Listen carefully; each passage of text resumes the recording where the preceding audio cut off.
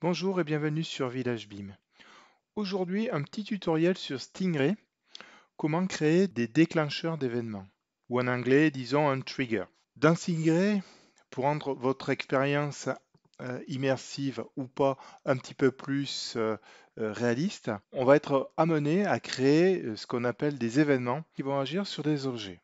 En l'occurrence, lorsqu'on est dans un bâtiment, on s'attend à lorsqu'on s'approche près d'une porte, que la porte s'ouvre.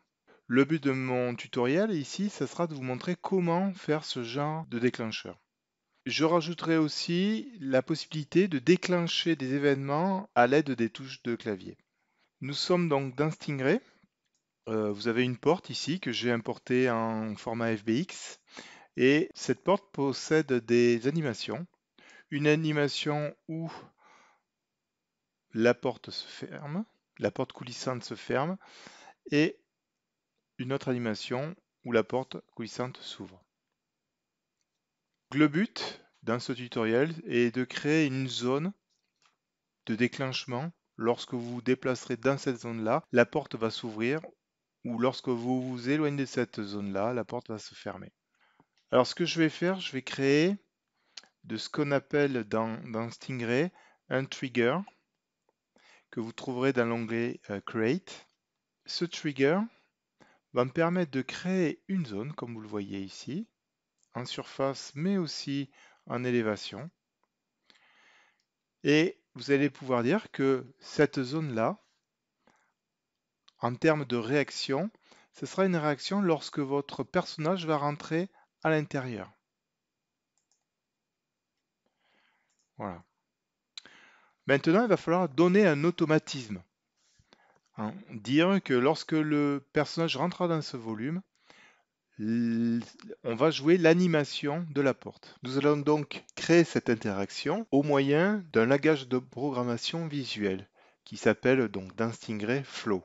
Pour ceux qui connaissent déjà Revit, il existe une programmation visuelle qui s'appelle Dynamo for Revit. Et bien en fait, c'est à peu près le même concept. Dans cette programmation graphique, vous allez avoir des nœuds. Chaque nœud a une propriété bien spécifique. On va relier ces nœuds ensemble pour réaliser une ou des opérations.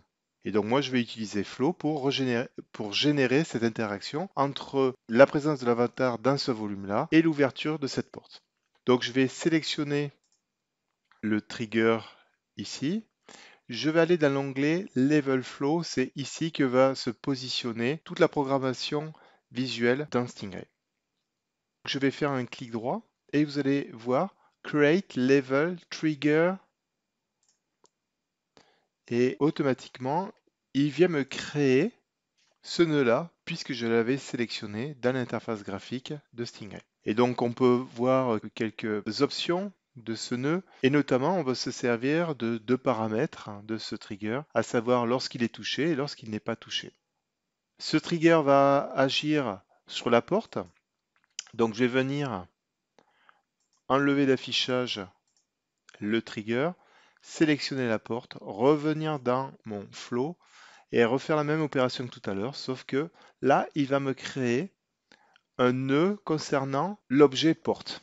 Et je vous rappelle que les objets dans Stingray s'appellent des units. C'est pour ça qu'on appelle ça une unit. Ensuite, le but, c'est de jouer l'animation. Si j'appuie sur la touche Tab, je vais pouvoir taper par exemple le mot-clé clip et je vais trouver le nœud qui s'appelle Play Animation Clip. Et donc ici, je vais pouvoir, lorsque le trigger, lorsque l'avatar rentrera dans l'espace, jouer des animations. Et comme j'ai deux animations, porte ouverte, porte fermée, je vais recopier les deux nœuds. Alors, comme vous pouvez le voir, ils vont tourner en boucle. Donc là, je vais indiquer la valeur faux. Je ne veux pas qu'ils tournent en boucle. Il aurait été plus intelligent avant de le recopier, de le faire sur un et le recopier après. Et ces deux animations vont concerner la porte. Donc c'est pour ça que je viens cliquer relier l'unit à l'unit de cette animation. Et pareil pour la deuxième animation. Et la première animation, on va lui indiquer que je veux jouer l'animation porte ouverte, par exemple. Et ici, je veux jouer l'animation porte fermée.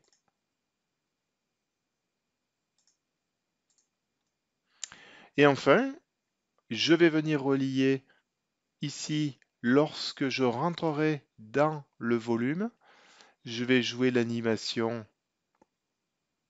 porte ouverte. Lorsque je sortirai du volume, je jouerai l'animation porte fermée. Je vais venir tester mon niveau en cliquant sur la flèche qui est ici. Il est en train de compiler les données. Je vais me positionner au sol, en appuyant sur la touche F2, et me déplacer vers la porte.